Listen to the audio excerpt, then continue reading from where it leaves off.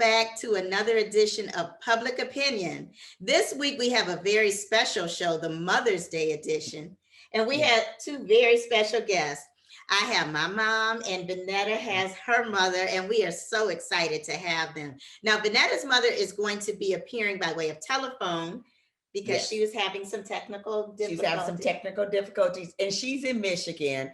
And, you know, it's just sometimes it doesn't work. But I'm so glad she was willing to call in because she has so much to impart. Oh, absolutely. And we're just so blessed to still have our mothers. It's just it's a blessing to be able to have your mother. And so we celebrate them this year and every year for Mother's Day. So we're going to go ahead and introduce our mothers.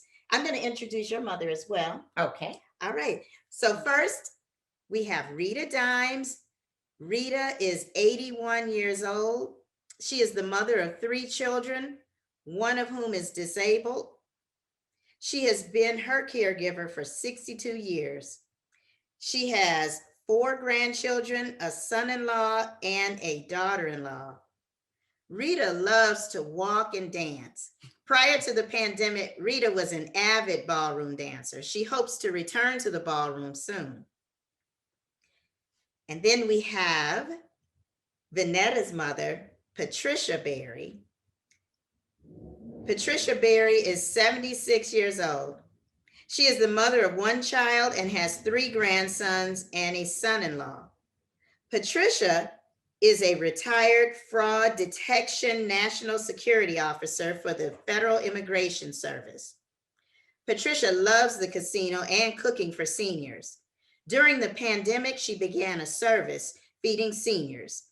She is most excited about her oldest grandson marrying this summer. The big deal. Yes, so let's welcome our moms, my mom who is here and Vanetta's mother who is on the telephone. Well, welcome, Mom. Welcome to the show. Well, we are so excited and happy to have our mothers today. Vanetta's mother is on the line and my mother is here with us. Hello, everybody, and we are so excited to hear what you all have to say in response to the public opinion question of the week. And this is a question that people out, our listeners can answer as well, because we're going to have a question for our moms. And then, Vanetta, we got something really exciting. This time, we're going to also have a public opinion question, so we get to answer the question as well. So let's get started and see what that public opinion question is. What has been your greatest triumph as a mother, and what has been your greatest challenge? So, Mom, I'm going to let you answer that question first. Okay, my greatest triumph is the fact that your dad and I were able to get you into adulthood, the 3 of you. And that was also a challenge and a triumph, because in this day and age, it wasn't all that easy. We didn't have a whole lot of money. Yeah. But you were good kids. You were my model child. She's my model child, really. She really was a model child and still is. The other ones aren't here to say anything. But they're all three were good children. And they didn't give us a lot of trouble. Of course, all teenagers have, you know, their ups and downs and give you a lot of headaches. But by and large, they were good children. And I'm so glad they were. They are my biggest accomplishment. And I just wish their dad was here to see that they turned out to be really good adults.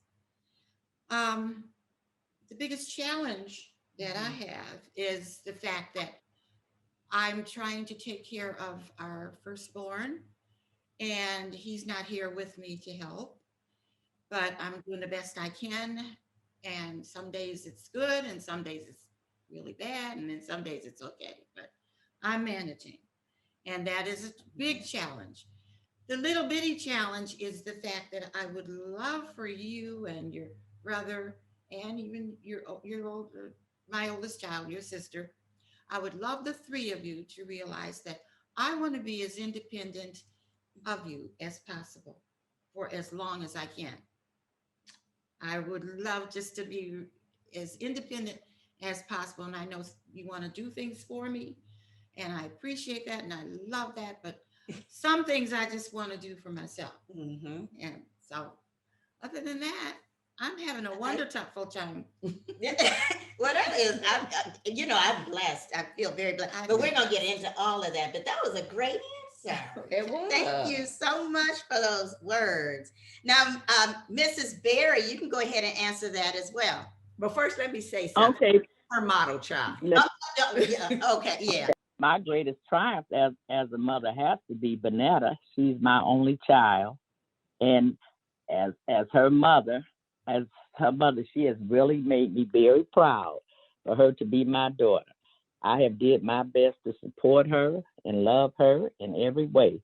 I became a single mother after being married for 12 years, and I had to come back home. We left California. I came back to Michigan, and I got a job and worked hard to provide a comfortable home and life for the two of us. I always wanted her to know that she was the best part of me. I encouraged her when she doubted herself and doubted her abilities to do a certain task. I really tried to support her every effort in any way I could. She gets her good work ethics from me and always made me proud that she is my daughter.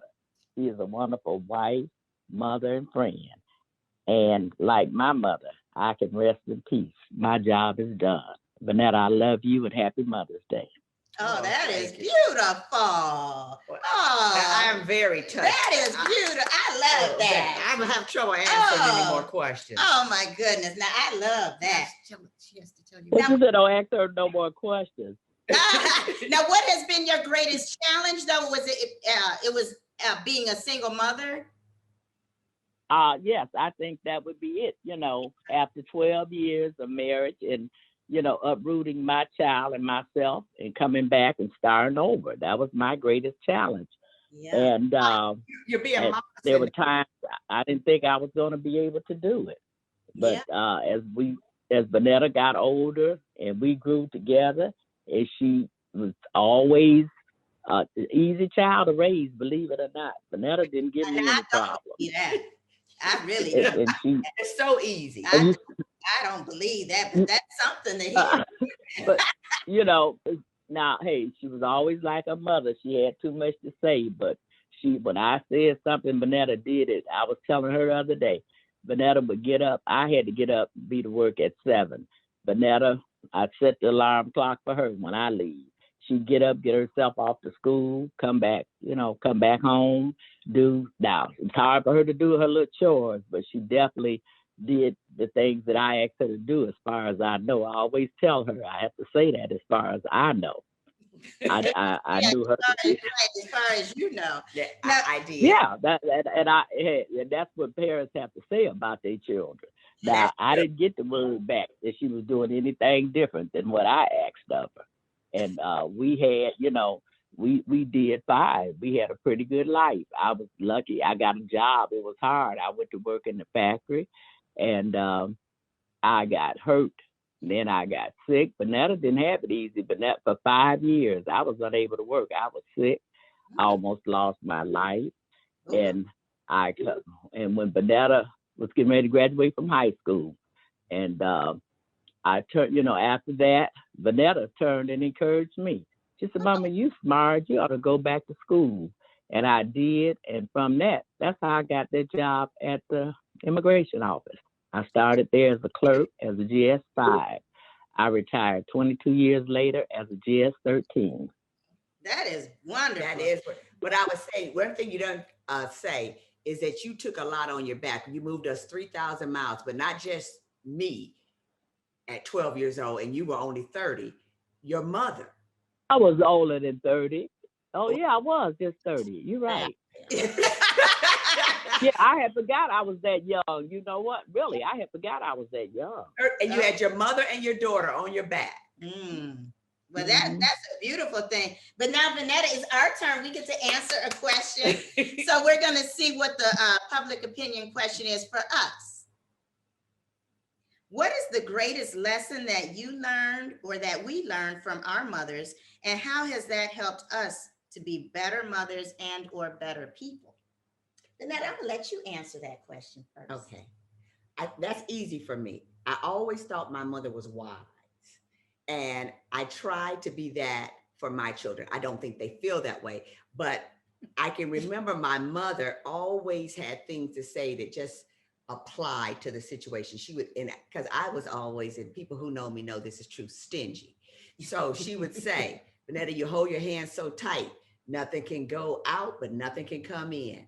And I remember hearing that all the time, and that hard work pays off. Okay. And it, to be strong and committed. And I tried to instill that in my boys. I believed in giving them a mantra in the morning when they left out for school. And here's the one thing that I have. She never said this to me, but I had to say it to my boys. Hear my voice. Hear my voice in your head. When you get ready to make that decision, hear my voice, because a split-second decision can change the course of your life. And so I think that's what it took. That my mother was always wise. Not that she knew all and everything, but she had an answer. Okay, you were gonna get something from her.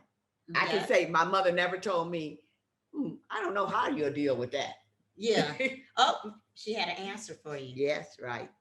That's wonderful. Well, the biggest lesson that I learned from you, Mom, well, I learned a lot of lessons from you, but the biggest lesson that I learned from you is your strength, as well as to be independent. That's why when you were saying that about how you want us to treat you independently, that's the biggest lesson that I learned from you. And I have tried to teach my children that. And that's why I believe that they're very independent, because you always taught me to not depend on any man. You said, don't depend on no man. Right. And you also, another biggest lesson was about education. You stress that, get a good education, because that's something that nobody can take away from you. And that's what I did. I got a good education. I went on to law school and all of that. And then you used to always say, if you do get married, that'd just be something extra, but,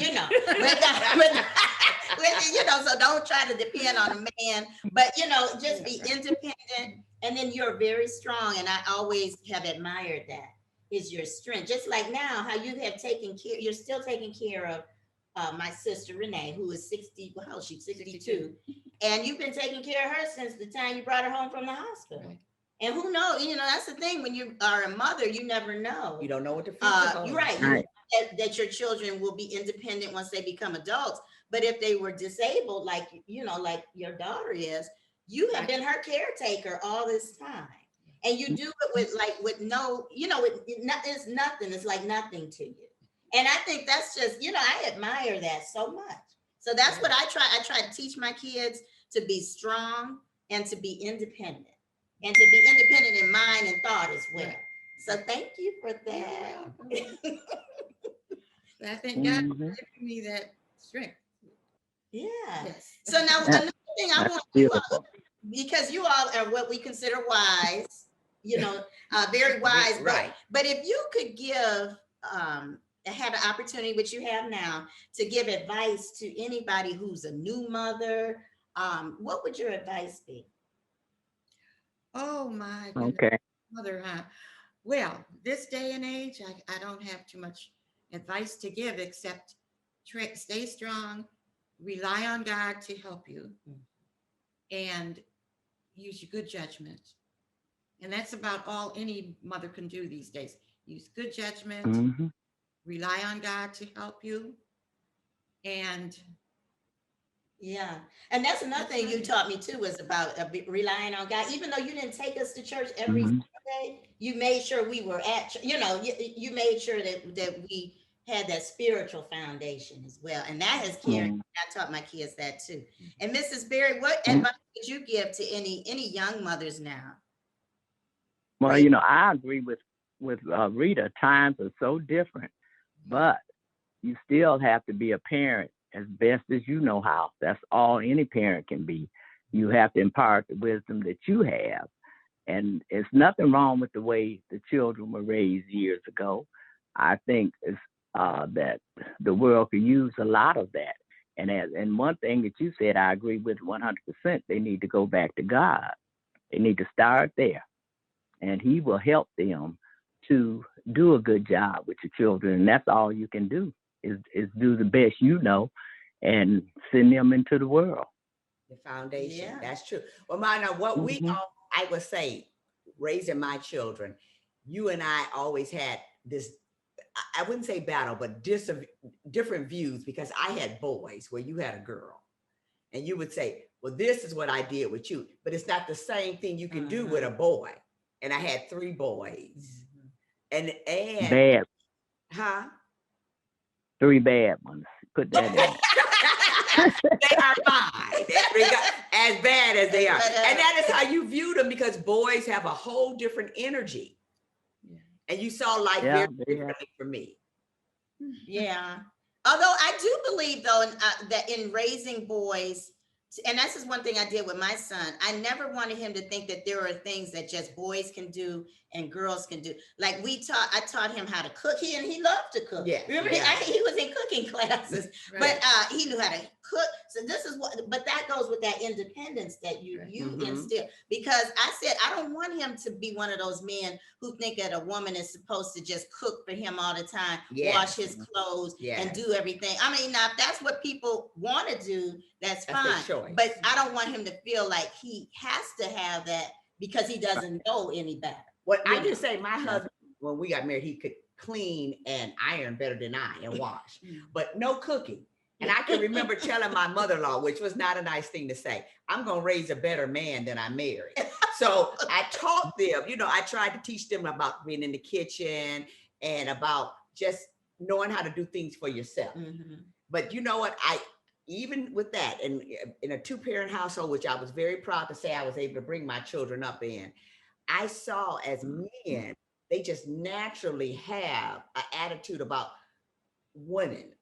They see that women are that they are dominant. It just comes out. It oozes from him. A 6-year-old little boy, he was telling me how his wife was gonna cook this for him one day. Well, he must have seen that on TV.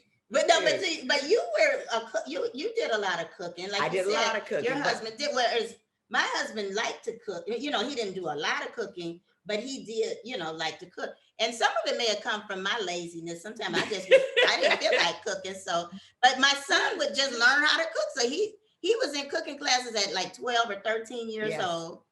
But he could He cook. wanted to do it. Yeah, He wanted to do it. My brother could cook. Yeah, he wanted to do that. And now he still likes to cook. And I think that's good. So our children too don't seem so privileged. Mhm. Okay, because some of their friends had none of those chores that they had. Mhm. So my boys learned how to wash clothes. And I can tell you in the school district they went to, they have a home ec class. In the 8th grade, they teach them how to wash. Well, they already knew how to wash. Yeah. And I can remember them saying, I shouldn't even have to read this chapter. Oh yeah. Oh yeah, you have your boys, which was good. You had them cleaning the house. Now Yeah. they were every Saturday or whatever. They would always be out. I was like, now she got them working. That's what you do. They're the ones who messed it up predominantly. So it's not easy being the road of a mother. Girls, boys, Mhm. 1 or 2, but mothers never get time off. We never, and that's the thing. I remember giving a speech. Remember one Mother's Day at church, and I said if we were to add up, the salary that we should be getting at the end of the year for all of the services that we perform, because as a mother, you're a nurse, you're a teacher, you're a chauffeur, an accountant, you're a chef. You're a maid, a housekeeper, and then sometimes there's services for your husband, so you got to add that in there too, if you're married. But it's like by the end of the year, and I looked up all of the salaries, remember, and it was well close to like $600,000 that you should be getting. But but that's mother's love. We do things as mothers that just sacrificially. All right. And there were many times when you were coming up, you were like, when I have a child, I'm not going to do that. And then just naturally you do things that your mother did, or just from love you do things. Like I like, before I had kids, and this is the absolute truth, I used to buy me a new outfit every payday. Every payday. Yeah. And I remember when I had my daughter, I used to get my nails done all the time. But then when she got in the dance class, I said, I guess I'm not going to get my nails done because I had stopped and I didn't have any money. It makes a difference. You think Yeah. you find you cut things off. Sacrificing. And when Bonetta was a teenager, they had come out with the designer jeans, with the names on your butt. Gloria. Remember those? Yeah, Gloria Uh-huh. Vanderbilt. Yeah, Calvin Klein.